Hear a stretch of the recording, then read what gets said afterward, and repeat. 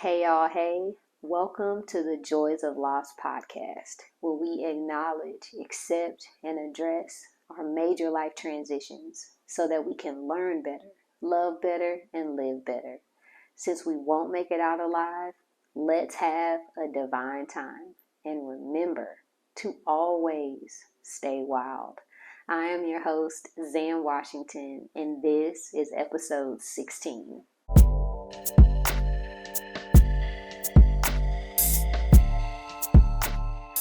Today, we're going to talk about time and time in its relation to healing. And a lot of times when people talk about like when you go through things, so your earthquakes, these major life transitions, just anything that really shakes you up, okay? So we're all grieving in some way. So whatever you're going through or been through that's like shook you up, some people can just say, well, just give it time. And, this too shall pass. I know we say that a lot. We talk a lot about time and how we just expect time to fix things, right? And, it's like time is passing, but it still hurts, and that is something that I am presently dealing with when it comes to my mom. With losing my daughter, honestly, like that, it just doesn't hurt as much. It doesn't really hurt as bad as it did, when it first happened. It was a stillbirth, and I didn't have like memories with her, and a lot of some of that has been eased because I've had a kid, right? That I have Arizona. But with my mom, this is just man, this is something really hard and so unique. And it could be a random day, it could be a movie, it could be a song, the thought that comes, I just want to call her. And it's you know what, y'all, it's the replaying. It's the constantly me thinking and having to remind myself that she's not here anymore. And that part it's just a very hard acceptance, because it is kind of like putting myself through the pain again, over and over again. Now, there are these moments, right, where it's like, I know my mom's not here and it's fine. But man, like the last few weeks, I have had some very, very low moments, and it's been kind of dark, y'all. It's been very hard, and it's been like I just want to call her. I just want to hug her. I want her to like hold me really tight. It's like, you know what it is, y'all? It's just, it seems like for the first time in my life, I feel like I really need my mom. And she's not here. And that angers me. It pains me. And it's like, it's just nothing to do about it. And so I just sit. I sit in it. I feel the feelings. It's been a while since I've like cried really hard, but like last couple weeks, it was like I was wailing, and that felt good to release, but it was awful. And I felt so low, and just, it seemed unbearable.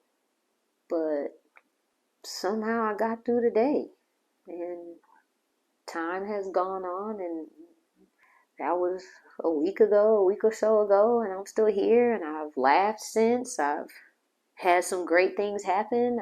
So, time, again, it's like the time is passing, but yet it still hurts.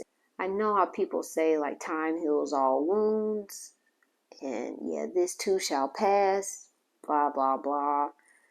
I mean, y'all, like, I mean, if you've gone through something really tough, sometimes I think some things, like, you could get over that ex. You could not be mad at somebody. You could eventually forgive yourself. You know, say you made a really bad decision, a really bad choice. Maybe even made a decision you wish you shouldn't have. You wish you would have done it something else. But even in that sense, y'all, that's you assuming that if you did make another choice, it would turn out for the better. But again, that's a whole nother episode.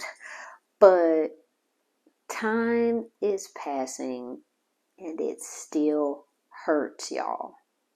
So I think that's the thing. Maybe that's what I gotta accept about this loss, is that it's just still gonna hurt.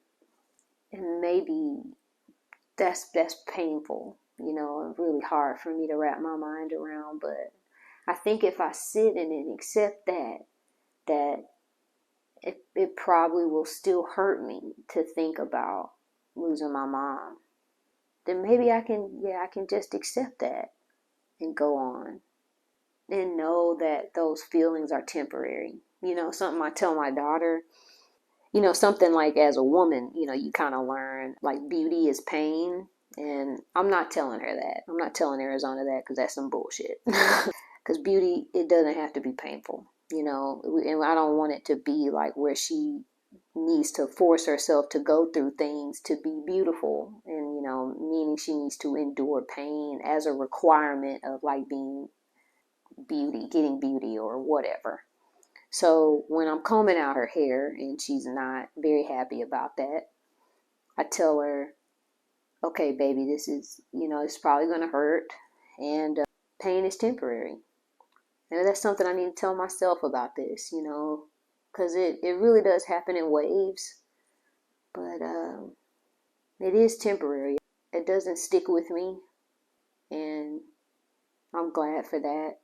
And maybe if you're dealing with something like that, maybe if it just seems like the pain is just sticking with you, maybe that is when you maybe need to get some extra help, or make some effort to really try to do something that could make you feel a little lighter, like going outside, going for a walk, being around some close friends, watching a movie that makes you laugh, certain things, just to really help yourself see that you can get out of this.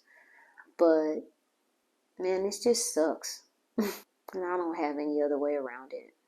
And it's just really hard. So yeah, I think I just have to accept that this is just gonna hurt, and it might get I guess a little easier. Maybe it's like time is passing and it gets a little easier. Maybe that's what it is. But I'm in it. I'm still figuring out, a little over 2 years now. It's crazy to think that. But yeah. So yeah. So sometimes stuff will just hurt, y'all. It will hurt, makes me makes me think of the Lion King. When Rafiki was like, he hit Simba on the head with the stick when he found him, and he said, it hit him on the head, and he was like, ow, and he was like, it doesn't matter, it's in the past. And then he was like, but yeah, but it still hurts though. And then he said, oh yeah, the past can hurt. And it's like, yes, my mom is in my past. That is so crazy to think that she is a part of my past and not my present or my future. And it hurts to think that, but I know I'm going to be okay. I know I am okay. You are okay, because we are here, we're living, and there are some beautiful things in this world. So, giving you encouragement, I'm here with you. It's hard. Loss is hard.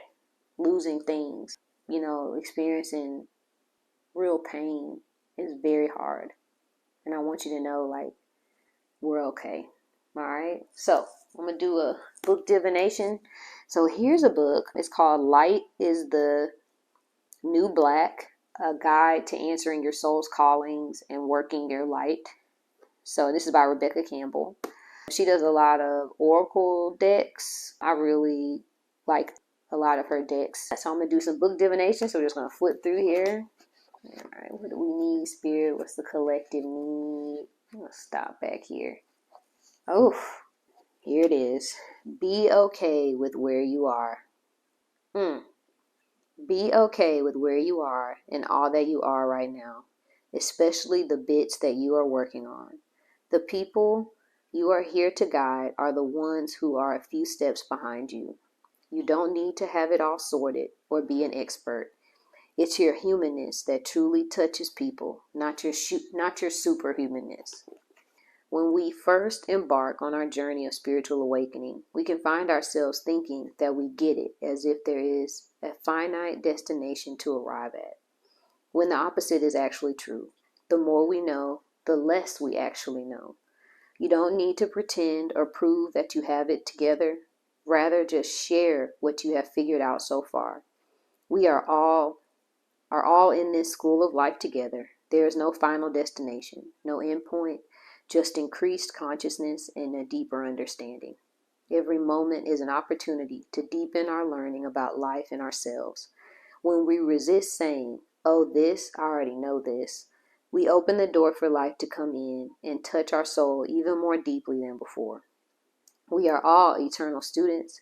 I am happy to have learned this recently, even more deeply than I knew it before. And I am looking forward to learning it even more deeply than I think I know it now. Sometimes words get in the way of truth. Soften your mind and your soul will be touched. Yeah, y'all. We all have a light to shine. Just be okay with where you are. Be okay with where you are. All right? So make sure y'all check out my website, www.alwaysstaywild.com. We got shirts for sale. Ayo, we got candles. They smell so good. Always Stay Wild candles. Yes. All right. I also have 2 digital products available. One is 12 steps to help you prepare for the inevitable, okay, aka death. Also, I have a complete, thorough guide on how to pre-plan your funeral. All right, like live. Okay, so all of those things are on my website. They're linked down below. Check them out. And of course, if you're ever interested in getting any type of life coaching from me, check out my website so you can book a consultation. I love it. We're doing some wonderful things. I just want to share and put out all these creative projects I've been thinking about, and it feels so good to open it up to the world and share. So, since we won't make it out alive, let's have a divine time. And remember to always stay wild, y'all. Love y'all. Bye.